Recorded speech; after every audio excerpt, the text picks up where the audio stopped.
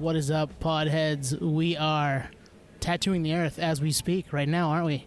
I'm Tony from the Podioslave podcast here with Anthony and Nate. How you doing?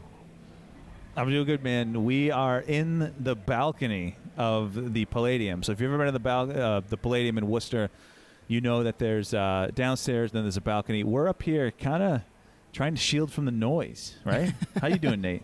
Yeah, we're up here geeking out, man. Best spot in the house. Kind of catching interviews on the fly a little bit. DIY style, as Scott would say. So it's going great so far. Yeah, I mean, it's...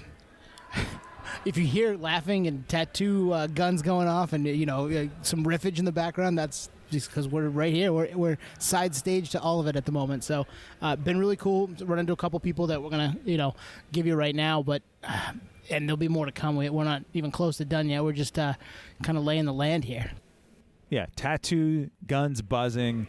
I think right now as we're talking, who is it? Within the Ruins? Yep. He's playing main stage, and before that was Enforced, was over on the side stage.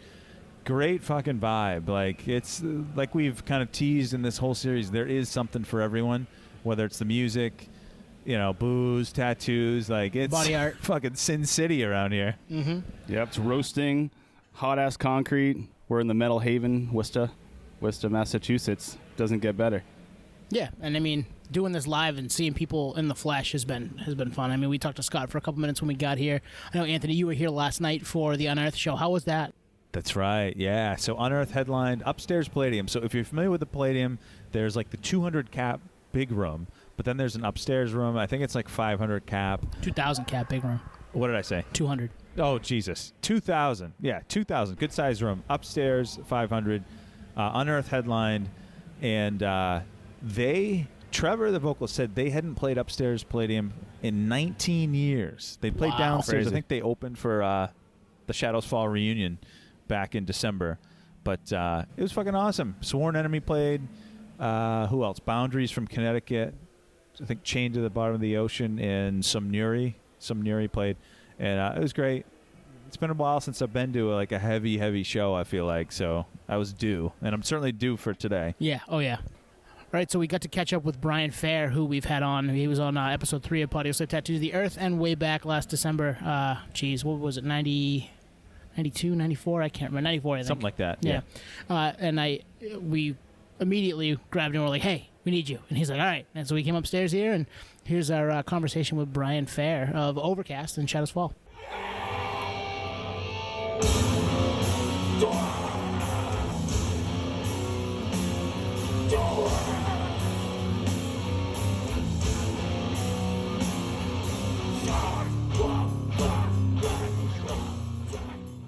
We're here.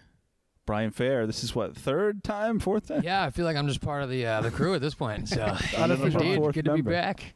Friend of the pod. Yeah, friend of the pod.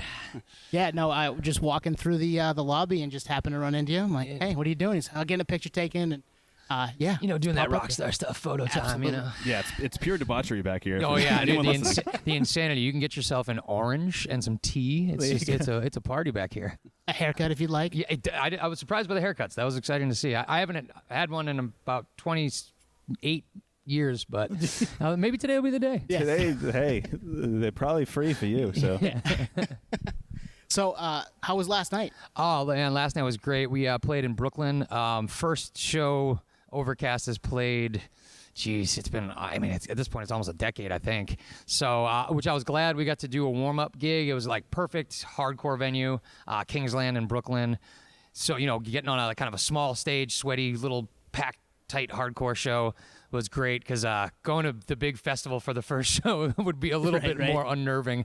We'd be stepping on each other's toes and shit. So, but yeah, it was awesome. The band sounded great. Our friend Matt is filling in for Scott, who wasn't able to do these shows, and he sounded incredible. So, man, couldn't be more excited for today. Hometown gig. It's going to be awesome. I can't remember. Were you guys practicing before this, or was it just like... Till Scott Lee brought up the idea of even us doing this, I threw it out as kind of a long shot. Killswitch wasn't on tour, so Mike was available. The other guys were all jumped in immediately. They started jamming a lot.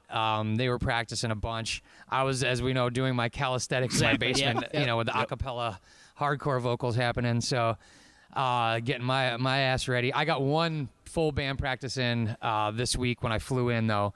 So we got to run through the set and felt real good. And then last night was awesome. And then hopefully tonight goes just as well. So. Yeah, no, we were walking around outside, and it looks, there's energy out there right now. Yeah, well, this lineup is insane, man. When I got the set times, because I was nervous at first, I was like, I hope there's not like bands playing at the same time, because there's not a single band I don't want to see. I was like, if we go on at the same time as At the Gates or Crowbar or something, I'd be so bummed out. But then I saw that there's no crossover at all. It's just unstoppable. And we go in, you know, like our spot is perfect for us. So I cannot wait, man. This is gonna the setup is amazing. The vibe is just already awesome. There's already a ton of people ready to stampede through that gate as soon as they open it. It's just gonna be killer. Weather's good. Like after yesterday, this is awesome. Exactly. Not quite as humid as it was. It was like an armpit last night. And of course, I got to blow up Pete from Overcast spot here. We got out of the show, and he was trying to be the responsible one through this tour and booked us hotel rooms. And we drove about 45 minutes out of New York City to, you know, like only have to drive a little bit this morning. And we get there, and I notice it's taking a little longer to check in than it should. And he booked them for September 9th. Oh, no. Not even like tonight or like something close. I'm like, so you're just clicking away at like whatever spot looked good? So after calling a few other spots that were either full or like insanely overpriced, I drove us all the way back to Massachusetts last night. No. We got in about 4:45 this morning. Dude. I passed out on his like son's like little single bed for like a few hours.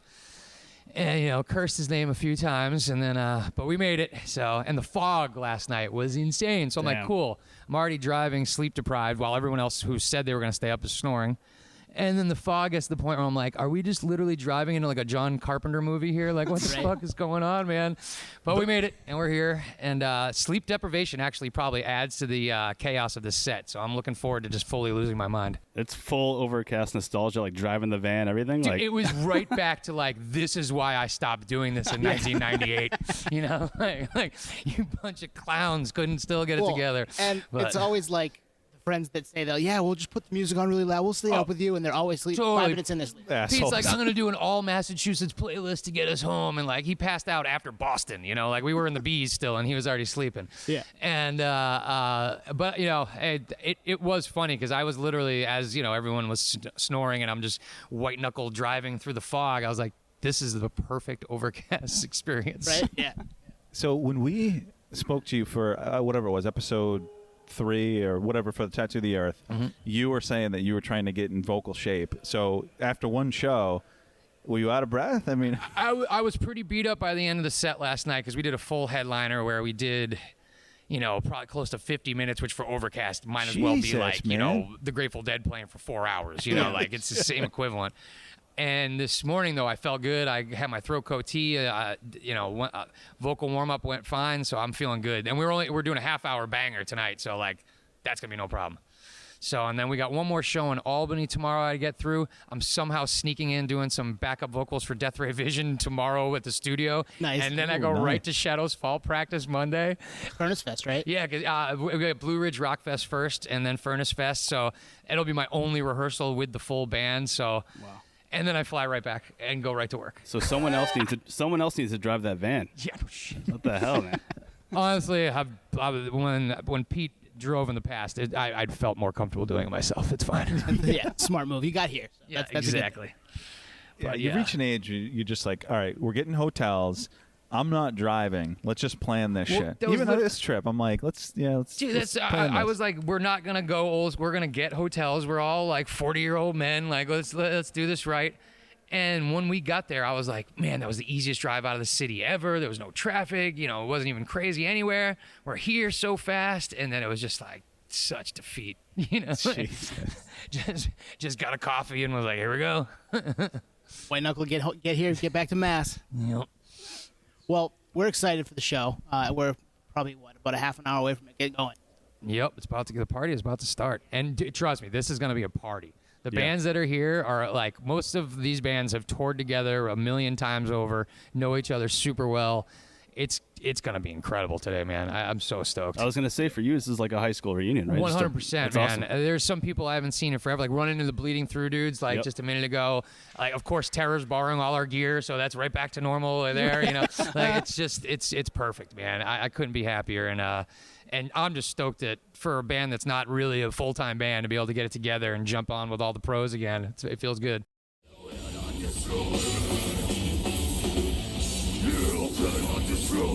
And I'll fight you without the strength I've left. And I'll feel no blood. All right, we are here. Brandan from Bleeding Through. Thanks for joining us pre-show. No problem. So the last time we saw you in this building was 2000. This is us personally. 2005, the Stress Tour. Wow. Who opened? Shit. I mean, that tour was Darkest Hour, Misery Ding. Signals. Who else did we bring on that tour, man? I know this band called Fight Paris was on that. Yeah, they were. They on were that. the opener. They were the opener. That was a Trustkill band. It I was think. a Trustkill band. That was like a little favor thing. I don't mind saying that now because I don't know what those dudes are working at banks now. I don't know what they're doing. I know there was another band, and I'm drawing a blank. Zayo Zayo was on. Okay, cool. and That's Martyr. right. I think Martyr No. opened some of them. Shit, you might be right. You know what? They were on the flyer when I looked it up. You I know actually what? You don't might be remember right. them playing though. But I don't know if that was it because we did another tour with Martyr and Walls of Jericho, where I don't think we played here with that. Right on. But yeah, Stress Tour. Jeez, man. That's way back. I was like, I That was looked it up. I awesome. was like, 2005. I haven't seen these fucking. It was guys really weird because like when we first started playing this venue, it's like I never thought we'd ever like play like a main stage show here. It's kind of weird. And I remember on that tour, I remember Scott Lee being like, "Dude, there's a lot of tickets sold, so we're gonna go in the main room." And I'm like, "Fuck, I don't want to play the fucking main room. Like this is too big." And it was cool. Like that was like a good surprise tour. But man, wild west days, man. Shit. Yeah, we're talking almost 17 years ago now. Yeah, so. that's just like It's crazy. look where it's all. So You know what's crazy though? Let me just jump in really quick. It's crazy that 17 years later, it's the same fucking bands playing the same fucking shows. Yeah. And I'm just like, where is everybody else? right? I don't know. It's weird. It's weird. Outlast, baby. Outlive and outlast. So I saw Unearth upstairs Yes. for the pre-show. Yes. And they shouted you guys out Yeah. before Incinerate. Yeah. And they were like, this one glows out to Bleeding Through. So were you guys here last night? We came in a day early to hang out with our really good friends in Hartford, and we had plans, so I couldn't make it up. But I told him, like, I will try my best to make it, and if I do, I want to sing a song. So that almost happened. But they did shout you out, though. Yeah, that's great. I mean, dude, those are like, we've known that for 20 years, man. It's crazy. Yeah. It's crazy just to think about that we're all just still playing, and it's like our priorities are so different, so it's much more loose. You know what I mean? Like Yeah. back, Yep. I've been like telling people like, you know, this type of music, it was weird. It was just we all supported each other. We were all underground, and then it was like Ozfest 04, and then Management, and all that shit. And it's like we didn't support each other anymore. It was just Right. like bloodbath competition for this. Like, you know, it was, and I don't mind saying that. Like I had that mentality too. It was kind of drilled in us whether we wanted it or not. So kind of coming back and doing this now, it's like, dude, like sick that we're just here. Yeah, now. we What lasted. did we Yeah. really think we were going to really fucking accomplish Right. back then? Like, did we think we were going to be Pantera? Like, maybe managers thought we, you know, but no. Right. Like, what was the ceiling What in their was eyes? the ceiling Yeah. then? Like, if we just would have fucking all been cool and like, hey, hitting people up, you want to go on tour? Yep. Okay, cool. And then so let me talk to my management, and then they'll talk to the agent, and then they'll find a reason why they should be playing higher than this and make more. And it's just like that ruined like 7 years of my career for Yeah. real. Shit sucked. And it was a different era, so it was a mystique around the whole industry, There both was, artist man. and fan. You don't know what the ceiling is. And You're it just was going for weird though because it was like within like a couple years, it was like Bleeding Through was playing upstairs, and then all of a sudden we're almost like we're filling this place, the main room out. Yeah. And it just happened so fucking fast. You know what I mean? So I think everybody was like in scramble mode, and people started believing that like maybe this is like the next thing. But we were never as big as nu metal, dude. No, How fucking shitty is that? although some of the bands from the OC scene and mass scene tapped on that door as far No, as they did. size. Absolutely. I mean, dude, Kill Switch, Yeah. fuck, man. Like, Yep. I mean, if you look at it, like one of the biggest rock bands in the world is Avenged Sevenfold. You know what I mean? Yeah. So it's cool, man. And now they're partnering with Kanye? Was that or no? Was that what it is? M Shadow said they were influenced by Kanye. I don't So know. here we are today. Tattoo the Earth. Okay. How'd you guys find out about this? I mean, I'm sure when you heard it, you're like, yeah, I'm in. Honestly, Scott Lee just texted me. He's like, "Bro, you want to play a show with Hatebreed in fucking in August?" And I'm like, "Yep." And that was it. It's a stacked lineup. And then I'm like, "Dude, the lineup is crazy. It just goes straight in."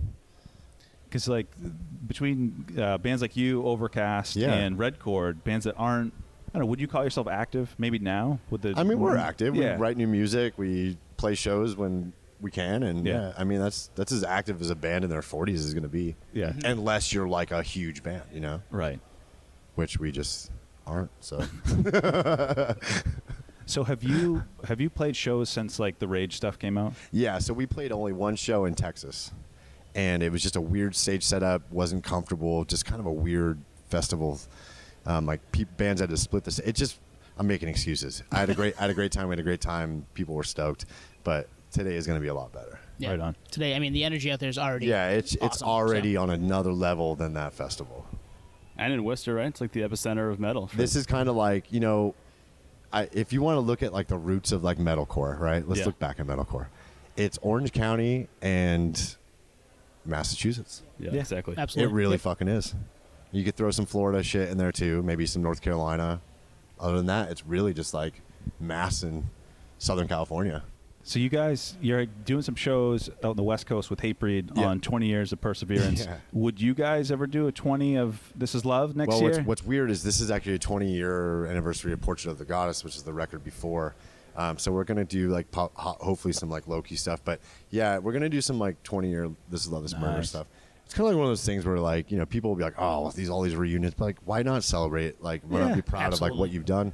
Like, you know, that was almost stolen from us so many times of like pride in what you've done because it was all about numbers and this and all this bullshit. Fuck, dude. Like I said, like we've been at 23 years, going on 23 years of doing this, and of course I'm going to celebrate that record. Yeah. That record was a big piece of what's going on now. You know, and some bands don't. They'll listen back and like, oh, I changed this or the recording sucked. Like that record still holds up. Why I wouldn't not? change a goddamn thing about that record. I mean, it's like that was the time. Yeah. Now everything is just like polished turds. Everything just sounds too perfect, and there's no heart in anything. But that's just me being old and bitter that we don't shred like new bands. I mean, shit, we do that too. So. But I mean, it's true though, man. Like you listen to every fucking recording, and you're like, oh my god, it's the same. Back then, it was like you could tell such a big discrepancy between recordings, right? Mm-hmm. And it was always like, how did they get that recording? Now it's like everyone knows how to get that recording now. Right. The blueprint's already there. Yep, do it at home. I mean, we're Garage there, band. you know? Well, hey, we'll probably wrap it, right? Yeah, that's We don't want to keep you. I know you got a busy day. Cool. You Hey, do man. photos. You got podcasts. You're That's playing. good. I mean, I appreciate you like having me to do this. Yeah, no, we appreciate I having mean, you, man. fuck, dude. Like, we get flown in to play shows in my 40s. Like, I'm cool. That's awesome. Yeah. We'll do whatever, man. All right, we are here live back in the balcony with Joe Peterson. Joe, How you doing? Tell us a little bit about yourself and how you came to be here at Tattoo the Earth. Well, let's see. I've been a tattoo artist for about 30 years now. I opened my shop, Zaza Inc., about 22 years ago. And from there, I started a tattoo convention called the Massachusetts Tattoo and Arts Festival. We host that every March. So I guess my name just kind of popped up when they were looking for somebody to kind of help organize the tattoo end of things for this. You know, I was super excited to be part of it, to bring something back. I mean, for us tattooers, this is kind of like a historical event, you know, so it's great to have it back again. So I jumped at the chance. You know, it's a smaller side with the tattooing, just having, you know, the 7 local booths and things. But it wasn't hard to fill them, I'll tell you that. Nice. yeah, where the bands play downstairs, there's a whole tattoo village, and Joe, you guys are hosting that. You guys are kind of the point on that, which is awesome. And I'm actually surprised I can't hear folks being tattooed right now. Yeah. Well, And they are. if They're you're getting down there, tattooed. it was an immediate response. As soon as they opened the doors, people were just jumping in tattoo chairs, which is fantastic to see. And for me, I find it a little bit daunting. I wouldn't want to get a fresh tattoo and then go out into those sea of people that they have Right. outside. In the hot sun. yeah, go rub up against 3,000 other people. So for the original Tattoo the Earth was in 2000, and I remember reading Scott's book and just learning that tattoos were outlawed. They were not legal in Massachusetts. So you must have started your shop right when... I did. I jumped at the chance. I was one of those people that maybe did it as a hobby in Massachusetts prior to it being legal. But back then, you had your real job and you tattooed on the weekends. And once they legalized it and regulated it, then we were able to kind of say, okay, I don't need that job. I'm going to do this full time. And then after that, social media started happening. So the popularity of tattooing just skyrocketed. So it was all just perfect timing, right place, right time. And it's afforded me an excellent career. I've had a great time doing it. Any memories from that original festival that kind of stick out for you in terms of the tattoo? there's the amazing artists that they brought in from all over the place and around the world was really the big thing for me, because I was still like a young fledgling wannabe tattooer at that point in time. So to see all the amazing big names that you only saw in the magazines, this, because even then that was early internet. So like we still relied on tattoo magazines. So I'm like, oh my God, I saw him, and oh my, he's there, and they had all of the different types of tattooing happening from around the world. It was amazing to see. So, and the overwhelming crowd too, because like I said, with tattooing being outlawed in Massachusetts, I never saw that much of a concentration of people like-minded about tattoos. So that really got me excited. So once I was able to open a shop and stuff, I was really that mindset was started because of this show. And it's well represented here today. If you walking through the Palladium when we got here, and then as soon as the doors open, people popped in there. It is full. There's people getting tattoos, body art, all that stuff. So it's certainly a different world in 2022 than it was when you were opening that shop in 2000. Yeah, way different. I just even if you just go outside and you don't come into the tattoo lounge, it just look around. I mean, you'd be hard pressed to find somebody who doesn't have a tattoo out. You're looking at one of them. Me and Anthony might be the only ones. Well, you know what? Stay different. You be you. I'm not going to give in. I will not get a tattoo today. I will not get a tattoo. My wife really wants me to get one, and I'm like, we'll see. We'll see. Yeah, there's no reason not to. All those guys down there. I was just thinking back to the 2000 tour. Like, that was a risk for those tattoo artists to come out, like, leave their shops or whatever, just to go on this, road show, this road circus. That's pretty wild. Yeah, it is. And there's a camaraderie when you're on the road. A lot of those guys, like, they know each other. You see your buddies when you get to the show, kind of thing, and then you go back to your regular life. So there's kind of that excitement that always did it, and there was always kind of like, you almost had like a different personality when you were at the shows than you did when you were at home too. It brought out that like animal side. Absolutely. It was a lot of fun. Yeah. We've seen a few of those today. Yeah. And there's more to come. The sun hasn't wait gone till down that bar's yet. open for a while. So the Tattoo the Earth 2000 festival, was there a lot of relationships built on that circuit for you from there going forward? Yeah, most certainly. For me, like I said, I was a younger, more beginner tattooer at that time. So for me, it was not only like able to meet my idols, but also like develop some people that I would consider to be mentors and things like that, and learn from people that were a little bit more road worn and had seen more and done more. Whereas like, if you tattooed back in Massachusetts back then, it was you were living in a box. You were really inside a bubble. I tattooed for a few years before I ever met somebody else that did it. Oh, wow. You know what I mean? So it was, you were definitely alone at that time. So a show like that, really, I was like, wow, there's other people that do this and they're willing to talk to me about it. It was really a cool thing. It's a different world. 2000 when the show came through. They got banned for life, right? And now we're finally back 22 years later because the culture has changed and it's way more accepted. And like you said, you walk outside, I think Anthony and I are the only ones without a tattoo. So yeah. Oddballs. It's changed. How surprised were you to see it come back? Just with the way the first one was kind of a caravan of pain, as Scott says. It was, and there was a lot of things that just worked against him, like giant fields of mud, and like it was there was just a lot of things that just would not cooperate with trying to put a show of that magnitude on. And like you said, the culture wasn't ready at that point in time too. So to get the support that it needed to kind of get where it should have been, it wasn't there. So I'm super excited to see it come back and to see where it can go now. Because it is a different world now. So. Yeah, like I said, I immediately jumped at the chance when he came into the shop and started talking to me. I was like, oh, hell yeah, anything you need, let's do it. Let's get going, What do you think is like the next thing in the world of tattooing? Oh, I don't know. I might be too old and jaded to answer that question for you.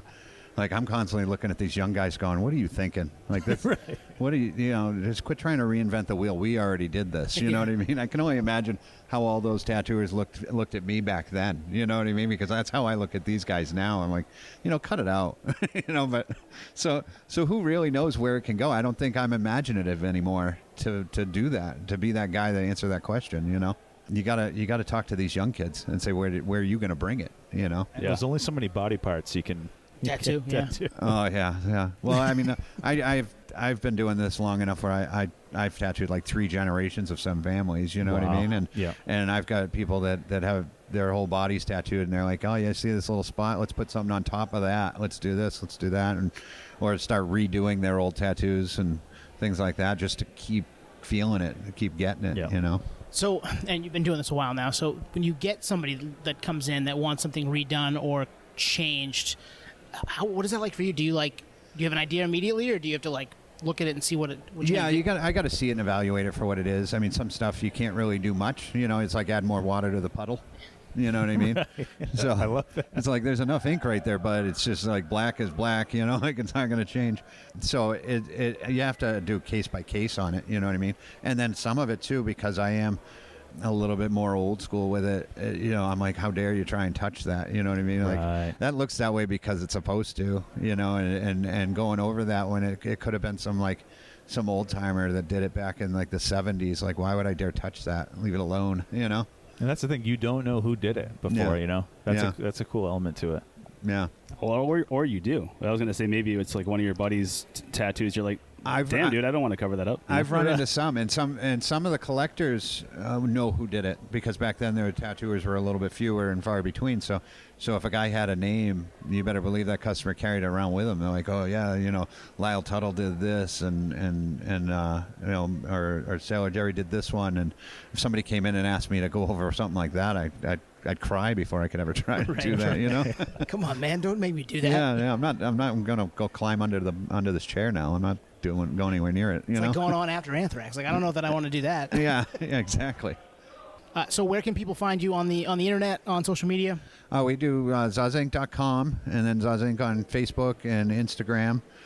That's at least where you find like the crew, and be honest with you, I have staff that does that. So like an internet stunt double, so you can talk to a guy who pretends to be me on the internet. Nice. And then your physical shop, where? That's in West Boylston, Mass, right next to Worcester. Central Massachusetts, a nice, easy location, and we've got 6 artists going all the time. They're super busy shop. And we'll link some of that stuff in the show notes. So if you can't find it, it's right there. Go down, scroll down. Perfect. Awesome. Joe, thanks for your time. Yeah, thank you. No problem. Thanks for having me. All right, we are here now with Will Peterson, Joe's son. He also works at Zaza Inc. for, 5 years now? 5 or 6, but I think he just likes to downgrade into 5 just so he doesn't feel so old anymore. Yeah. So, thanks for coming on. We're getting a little more of the, the younger tattoo perspective. So, absolutely. Talk to us about how you started with it. Well, as you said, my dad is Joe. I've been apprenticing under him probably before I was actually apprenticing. So, even being like 12 years old, I was making stencils, setting them up, cleaning them up, all the fun stuff, helping around the shop, working the desk when I was, 16 or so, so always been around it, always been helping out in some way, shape or form, that kind of thing. And I think it was just probably only natural that I started tattooing and going from there. That must have been wild, because you probably grew up in the tattoo shop. Oh, absolutely. Like, literally like in the tattoo shop. Never, since I was 5 years old, just would go there, oh, cool, we can't find a babysitter. Let's stick this kid in the corner, have him draw some stuff. Yeah. That's all it was. You probably hear the needle in your sleep still, right? Oh, I'm deaf to it now. I don't even faze me anymore.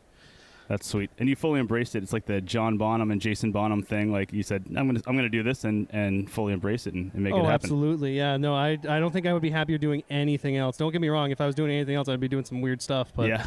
But I definitely would not be doing much else and being nearly as happy. So, are you John Bonham, Jason Bonham, or are you Max Weinberg and Jay Weinberg? Oh, so I'm going to be very, very, very honest here. I don't know who any of those people are. No, come on. All right. Well, the Bonhams are, sorry, Nate, go ahead. You tell them. Yeah, John Bonham, drummer from Led Zeppelin. Jason Bonham's his son. Okay, and gotcha. then Tone's reference is Max Weinberg from the E Street Band and Max, Gotcha. and And then Max. Jay is with Slipknot now, His- so his a little son. different. Yep. Okay, so, I mean, I will always go with classics because the fact that even if I don't know them, I do know that, like, just from the classic stuff I've experienced, it's always, like, I don't want to say the older stuff is better, but they really do not make stuff like they used to anymore. They don't have music like they used to anymore.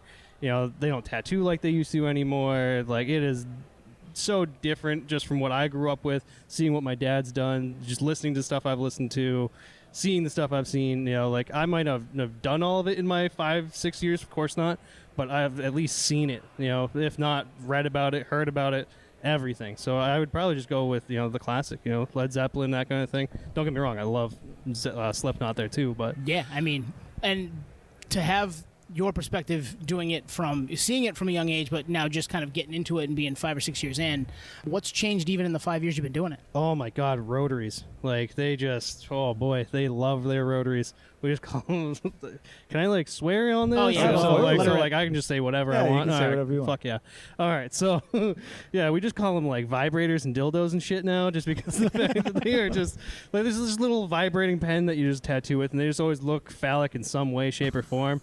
It's great. You know, they just absolutely love that. I was trained on coils, which is definitely a more, like, kind of traditional type of machine for sure, but, you know, like, my perspective is very odd because all of my teachings is from my father, who has been doing it for 30 years, probably a little bit longer, but don't tell him that, all right? Yeah.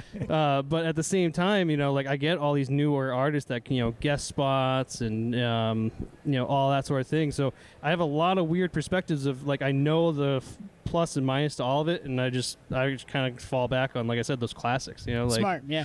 just tried and true, you know? If it ain't broke, right? Oh, exactly, yeah. So we're at Tattoo the Earth Music and Tattoo Fest. So Zaza is you guys are hosting the Tattoo Village downstairs. Have you guys done something like this in the past with? Oh yeah. We host the Massachusetts Tattoo and Art Festival, and we're doing that every year. I think we're on our 13th year, 14th year, something like that. But unfortunately, COVID shut us down for the past 2-3 years. Jeez, don't tell me how long that's been. Dude. But you know, we've been doing that, and we got that festival coming up in March of 2023, so that's coming up soon. Super excited. This is actually my first convention to be tattooing at. Oh, That's nice. awesome. So yeah, I'm super excited. I'm already 3 tattoos down. Now Wow. I'm working on my 4th one. That's sweet. How's the environment compare? Because, like, you can hear the bands, you know, playing. Yeah, you can't hear them too bad, which I'm definitely thankful for, because between, like, the tattoo machines and everyone talking and the music, It's fucking loud. I have my noise canceling headphones just stowed away just in case it got to be too much. But I definitely, it's still exciting though. Don't get me wrong. Like, I was a little nervous, but I mean, it's the same pace I like to normally work at and everything, so I'm not super worried. You know? So, yeah, you're doing what you know, which is good. Oh, absolutely, yeah. I was trained to be efficient and, you know, get them in, get them done, send them out the door, that kind of thing. Get the next one in. Get another appointment in there, man. Oh, yeah. Get that chair filled. Oh yeah, I mean, I've done up to 23 in one day. You know, like wow. I anywhere on average 6 to 10 a day. 23 is my record. Hoping to break it at some point. So Random question. random but answer. Shows like LA Inc., stuff like that. Is it taboo bullshit, or is that how it is? Oh, you got your mix of stuff. Like, don't get me wrong. There's always drama in a tattoo shop. There's always some weird, stupid shit going on. There's always, like, idiots on both sides of the counter of just, like, yeah, the artist being, you know, artsy-fartsy, hoity-toity, fucking conceited douchebags. You got customers who think they know everything or are just super dumb, or you got people who are, like, how would I describe it? Just like they think they know everything, but like you try talking to them, there's like yes mans. There's a lot of those people. Oh out there. yeah. So like it's not unheard of for like seeing that summer stuff, but it's also a little bit ridiculous too. Like you can tell it's over dramatized. Takes that, like, you know, 7 or 8 out of 10, turns it up to like 11 or 12. Yeah. It's ridiculous. That makes sense. I mean, they're trying I mean, to it's get gotta be people TV, right? Yeah, they're Like, trying to get yeah, people to that's all it watch. is. Yeah. How would you describe your tattoo style? Like, are you traditional or? Don't get me wrong. Like I said, you know, you'll hear me say it every day. I love the classics. You know, like I might not be super knowledgeable all the time, but I love American traditional. I love like the Japanese traditional. Love all that stuff. But, doing a little bit of realism, honestly, and you'll probably hear my dad say it all the time, we don't specialize in anything, we specialize in tattooing. Like, Smart. you get them in, you say, cool, I can do that. And you get that money in your pocket, you make them leave with a smile. That's the most important part. So You build a relationship too, because you're sitting there for a while, and yeah, there's some customers that I'm not like I try to keep as professional as possible, so I wouldn't call them my friends, but I look forward to every time they come in and sit in the chair. I love hearing from them. I love seeing how they're doing, tattooing them, all that. So what you're telling me is you can make a mean barbed wire band tattoo. Oh, absolutely, yeah, of course. Favorite thing that you've ever done? Oh, I did a female predator on the back of one of our desk guys' legs. Nice. Oh my God, I absolutely love doing that. I think probably a close second is I had a customer who did a cow's head with an Indian headdress. Oh, wow. It was for their grandmother who loved cows, and they were very Indian in nature, in descent or ethnicity.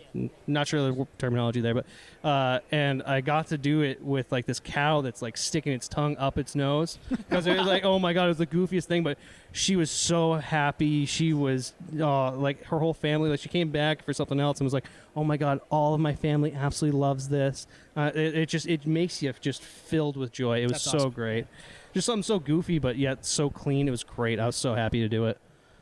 So as someone who does no tattoos, as you can probably see, is there a recommended, first location on the body that you'd recommend? Well, I'll always recommend the arms. Ultimately, everyone's different. You're going to have everyone thinking they're professional. You'll have everyone be oh my God, this spot sucks. Or, oh my God, I fell asleep during my tattoo. All that fun stuff. Yeah. Truth is, it's a cat scratch. Picture it being a cat scratch where you want to get your tattoo. There you go. Is it going to hurt on your nipple? Of course it's going to hurt on your nipple. Right. It just, a lot of people are going to say, skin or fat or bone or whatever. It's all bullshit.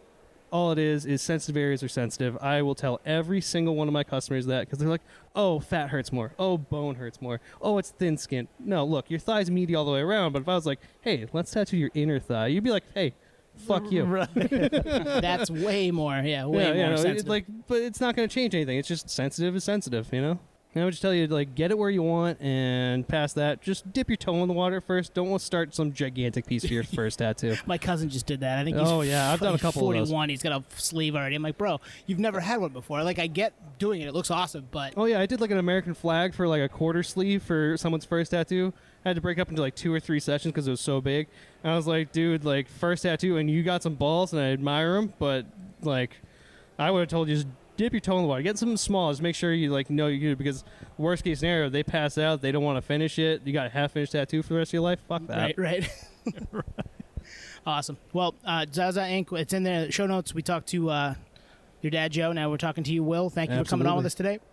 Absolutely, my pleasure. I absolutely love this. This is great. Yeah. Awesome. Thanks, appreciate it, man. Thank you. Awesome, man. Thanks. All right, thanks, guys. All right, we're back in our little setup here in the bleachers of the Worcester Palladium, our little humble abode, and we're here with Canman. How's it going, man? Doing great. Nice. We're here, Tattoo the Earth 2022, to geek out and talk tattoos with you. Hell yeah, absolutely. Let's do it. So tell us a little bit about yourself. Okay. I grew up here in Massachusetts, and I started tattooing in 1995. I actually learned to tattoo down in Orlando, Florida, and was there for, so I was 6 years into my career when the first Massachusetts tattoo show happened. And my boss would allow me to come up here to Mass to, not allow me, but I would visit my family, and my boss would let me take my gear up and tattoo. Now, granted, it was illegal to tattoo, but I was a licensed artist from another state, and that's what I would tell people. I'm not a fucking kitchen magician. I'm licensed in another state. They just don't allow me to do my shit here, Right. So I was coming up, I would be doing tattoo parties and stuff, and then she's actually the one that told me, she's hey, there's going to be a big tattoo convention that Paul Booth's connected to in Massachusetts. It's going to be the first one, and that was the year it went legal. So I think the show was before it went legal or after, I can't remember. The first Tattoo the Earth was in 2000. Yeah. So right before. 2000, okay, yeah, so that's they couldn't right. tattoo. Yeah. And I think the whole festival got banned. The Revere Suffolk Downs show. I think, from the state, right? The state of Massachusetts was too rowdy, apparently. Peace out, but now we're back. 22 years later, we're doing it right it's now. Funny, yeah. And tattooing's mainstream now, so everyone it would be That's why I told Scott, it's like, it was kind of like you were before your time, man, because the general public wasn't completely on board with the popularity of tattooing at that time, you know? But, you know, I was telling him what was incredible about that show is that you had some of the best tattoo artists in the world that were here. And this is back in the day where, you know, when you go to a tattoo convention, you had that opportunity to get tattooed by some of the greats from all around. Whereas nowadays, you know, like we'll just use Paul Booth as an example. You know, back then, if you want to get demonic black and gray, he was the man to go to. Nowadays, there's at least 1 or 2 artists in every state that can do that pretty good too.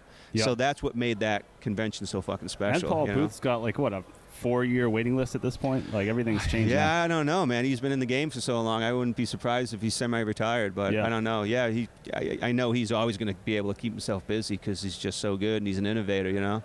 So I'm curious, so you were doing it before it was legal in Massachusetts, or around it, and, you know, how many years you said? 6 years before, so almost 30 years. What's changed in the tattoo world? In the tattoo world, I would say that mainly the acceptance of it, I think, is the big thing.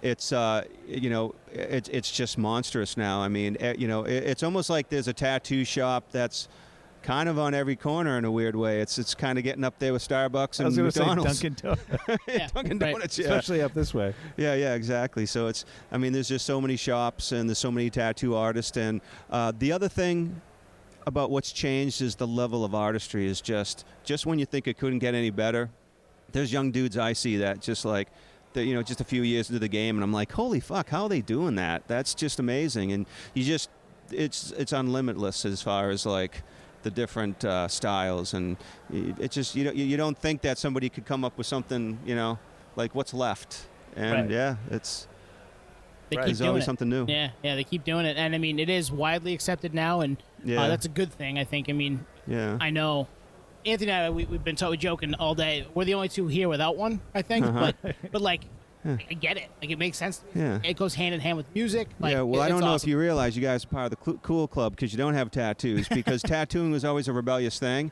and now the rebels are the ones that don't have tattoos in a weird maybe way. I should stay a We'd rebel. still like to see you do it, but at the same time, you guys are kind of rebels, you know, so. I appreciate it. Yeah, man. It's because it's so popular. Everyone's got a tattoo, so, right? So we're on site inside the Palladium, Tattoo of the Earth 2022. How has it gone for you? Have you had clients today, or? Yeah. I actually have a couple. I actually brought 2 clients to tattoo today, and then I figured I'd just do some walk-ups a little bit later on. My one client, I did a sleeve of all like full-color horror characters like Jason and Freddy and whatnot, and then his other arm is all like old-school 80s thrash metal. Nice. That's awesome. I told him, good I place said, hey man, there's, you know, the Tattoo of the Earth show is going to be coming. I'm going to be tattooing there. You want to get a tattoo? And I said, you'd be a great advertisement for me. It fits the bill, you know. Right. And so right now I'm tattooing a Devil Horns Jester with like an old '80s spiked belt, Awesome. Spiked wrist bracelet, and some lightning bolts and shit. So I said, let's do a tattoo that's in the theme of the show. So he was gung ho. So Right on. yeah. So that just made me think that illustration that you just described, is that top of mind? You just kind of came up with that and wrote it down on freehand, or? Yeah. I mean, I did it before I came here, but I Okay. was thinking of the show, and I'm like, it'd be cool to do like a cool 80s style tattoo, like metal tattoo for the show, and I was just going to put it on my table just to see if anybody wanted it. And then the more I thought about it, I'm like, let me call my client Justin, because he's a metal fan, and he'd be a great advertiser for me, just walking around, you know, people be checking out his sleeves and shit. So I just said, hey man, you want to get tattooed there, and here's the design, what do you think of this? And he's like, fuck yeah, let's do it. So yeah, it worked out perfect. So, and I've had a few people come up wanting to see how much, you know, get a tattoo design, and looking through my flash. We just tell everybody that it's only a day show, so it's, if they see something in our flash designs, we'll tattoo it. But if they want us to draw something, it's like, you better just come out to our studio, you know, when we have more time to do that. Where is your studio? I'm in Medway, Massachusetts. Yeah, a little south of Framingham. And what's the name of it? It's Visions Tattoo. Oh, right on. Yep. We opened up in 2004, so a few years after they legalized it. And, yeah, we've been going strong. Town hasn't kicked us out yet, so we must be doing something right. So you seeing this day and age, you seeing more walk-ups or more scheduled stuff? It's more scheduled stuff, yeah. I think that, well, I should say that basically there's still lots of street shops and people can walk in, and you're going to find a lot of those in the cities and like more tourist areas and stuff because it makes sense. But there's definitely a lot of people leaning more towards custom. And I just think I believe that's why the popularity of tattooing has really boosted up, is because people can see that you can do just incredible things. Yeah. You want a portrait of your grandma, or you want a portrait of your dog, or I mean, you want the Mona Lisa tattooed on your back. Somebody can do it. So I think the elevation of the artistry is what's gotten the general mainstream into like, hey man, I could be on board with this, you know. So. Well, and it can be personalized to you, right? I mean, you're putting it on your body, so that's personal. But then it can be something that means something to you, and that is way more accepted. You know, whether it be in the mainstream or even employers. I know growing up, my mom worked at a hospital and she couldn't, like, she had to hide.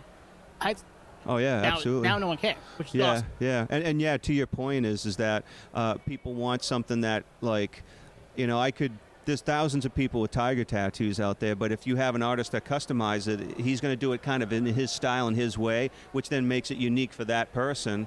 And I think that that's kind of cool. Like, some people don't mind picking a design off the wall, but a lot of people like, I don't want the same tattoo that 1,000 other people are walking around with. Exactly. So, yeah. So that's what's kind of nice now, is that people have that choice. If they have, like, some people, they just want to on a moment's notice, you know, fuck it, let's go get tattooed. And that's what a street shop's great for. And then you have people that have meaning and thought, and they have this idea, and they want somebody to create something specific for them. So it's my wife. Yeah. She's got a tree on her leg. She's got a barley on her. She worked as a distiller for a while. Yep. Something personal to her. Yeah, so it's nice that people have the choice and they can go whatever direction they want to go with it, you know. So yeah, Canman, thank you for coming on with us, man. And Visions, you said Visions? Yeah, it's Visions Tattoo. We're in Medway, Mass. Yeah, check them out. We will link to that in the show notes. Hell yeah. Awesome. Thanks, man. Thanks, guys. Appreciate it.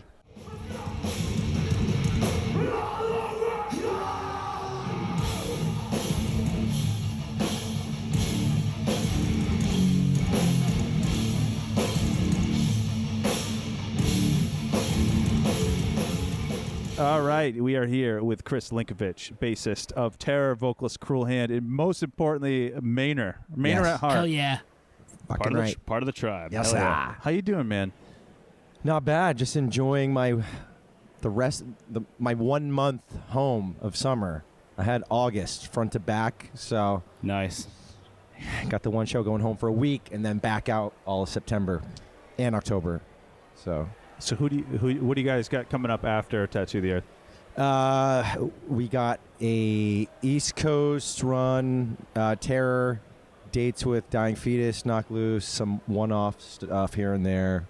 But yeah, that's going to be, I think, like 3 weeks in September, and then home for like a week, and then Europe in October for like nice. 3-4 weeks. Who are you going to Europe with? That is Lionheart, Dying Wish, I believe. Yeah.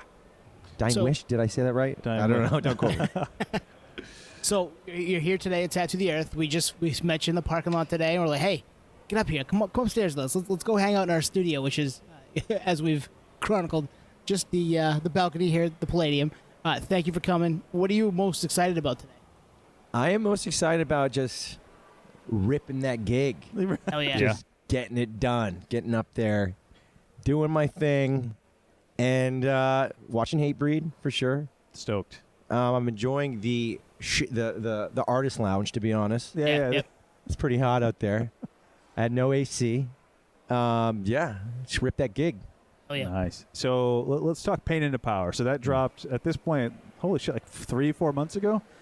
So in May. Oh, right? it did? Okay, yeah. So you guys have had a chance to play that stuff live. Like, how's that hit? Oh, man, it's been crazy. Like, well received, man. It's been like, it's crazy to see how it's like rejuvenated the band once again, kind of. Yeah. Like, and it's rare to see that, I feel like, with bands. Like, throughout their careers, bands will have that one banger, and they kind of ride that out. And this is just kind of like I said, like rejuvenated the band. It's bringing them in front of new audiences, heavier audiences, and we're doing like, it's just opened the window for opportunity for the band. Yeah, it's crazy.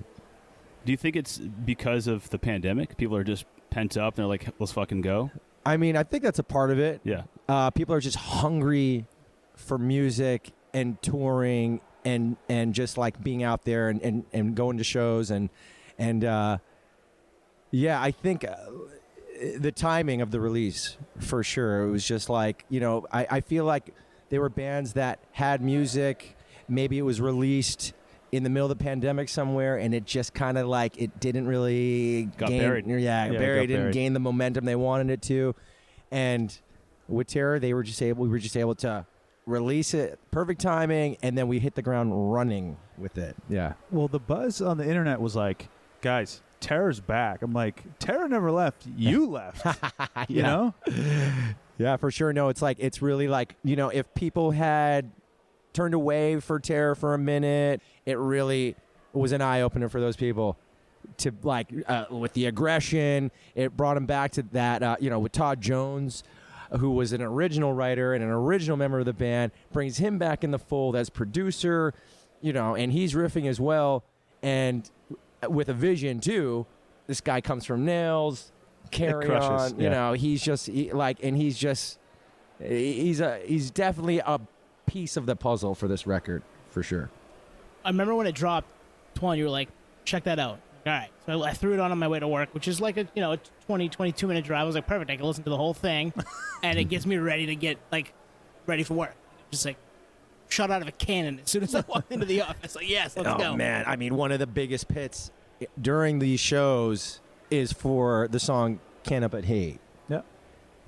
It's so like, good. and this is a new song on a new record, and it's just like people cannot help but to like get down to that song. Yeah. Are you guys playing Unashamed live? Not tonight. It has been in and out of the set lists Right on the last tours. That could be my favorite.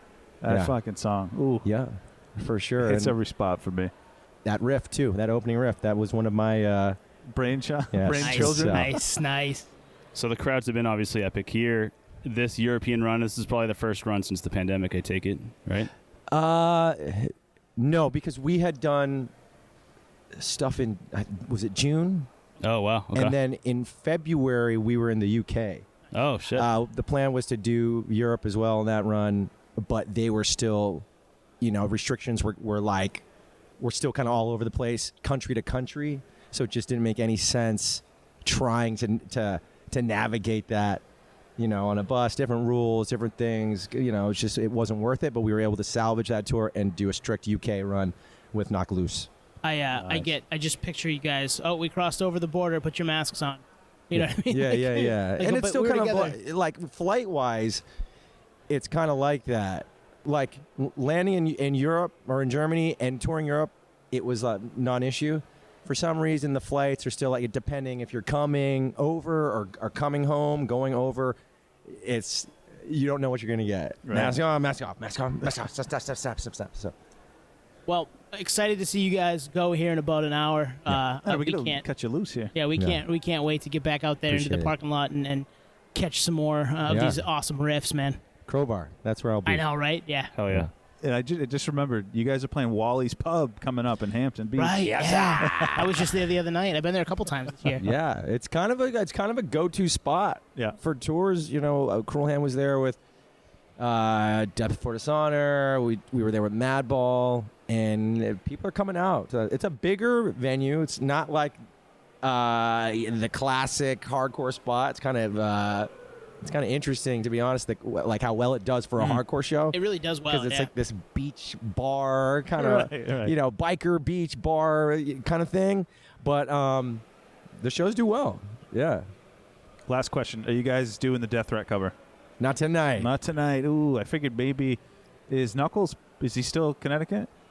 I believe I was gonna say, so. he could be in the area. Or is he he's New York or he might be- Connecticut? yeah, you're right. But yeah, I mean, that was, a couple days before Sound and Fury, Scott texted us and we're like, hey, be ready to do Dead at Birth. Nice. We're like, all right. So we're all at home kind of learning, going over the track, just getting familiar with playing it. Obviously, that's one of our top bands of all time, So an good. underrated band, an amazing hardcore band with a unique sound of their own, for sure.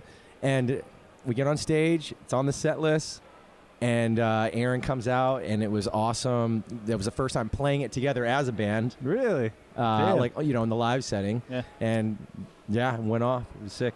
Crushed it. Awesome. Awesome. All right. Thanks, Chris. Yeah, Yes, Chris, thank you. guys. We'll catch up with you. Mr. Chris Beattie on the fucking bass.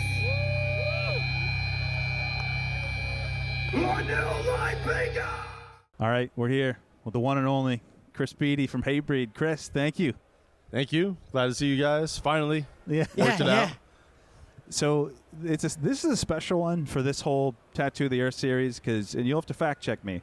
I think it's just you and Josta from the original Tattoo of the Earth it's also playing this.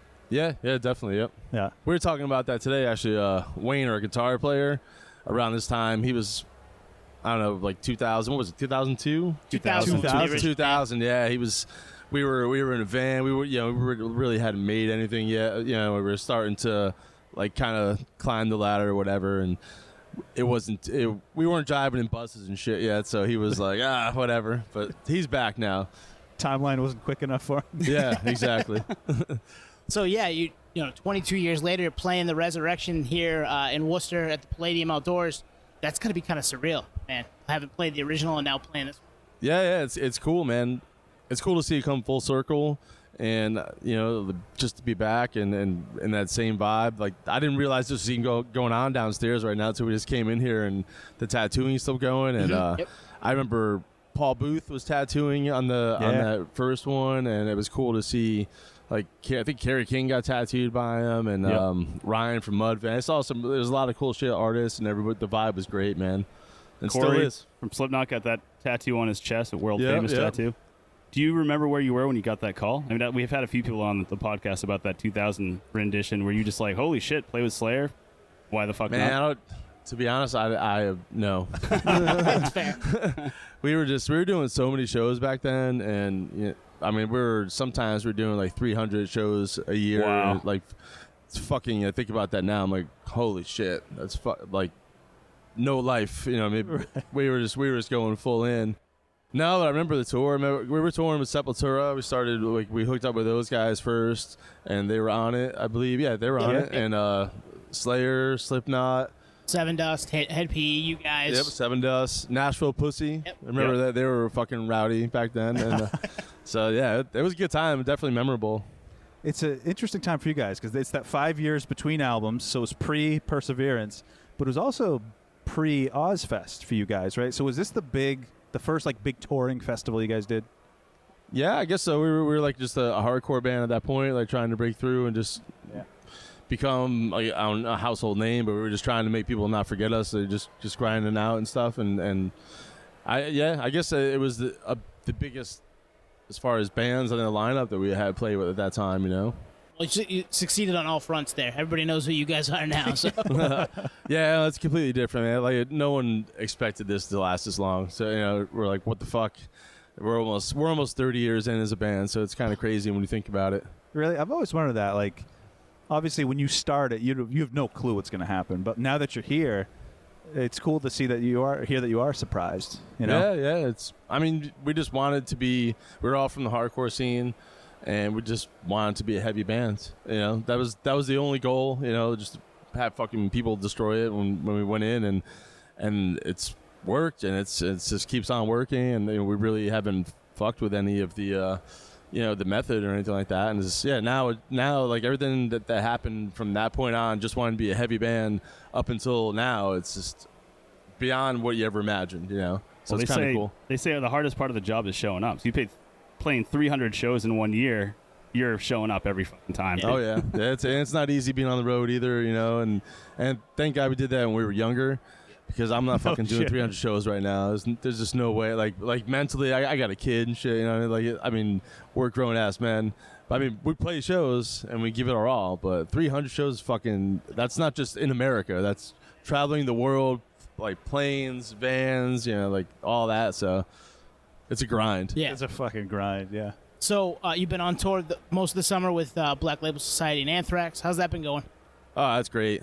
We already toured with Black Label before, and Anthrax. Those guys are fucking killer. Like the whole tour, the whole package is awesome, man. Like couldn't have asked for like a better like package deal, because everyone we do our thing, and then Zach and Dario and JD and Jeff, they come out, do their thing, which is fucking completely unique, and they all shred. And then Anthrax comes out, and it's just like, what the fuck is going on? It's like, it's just all good shit, and it's kind of in the same vein, but it's not. It's each unique, and it's just awesome, man. It's been really good. Everybody's super cool. Awesome.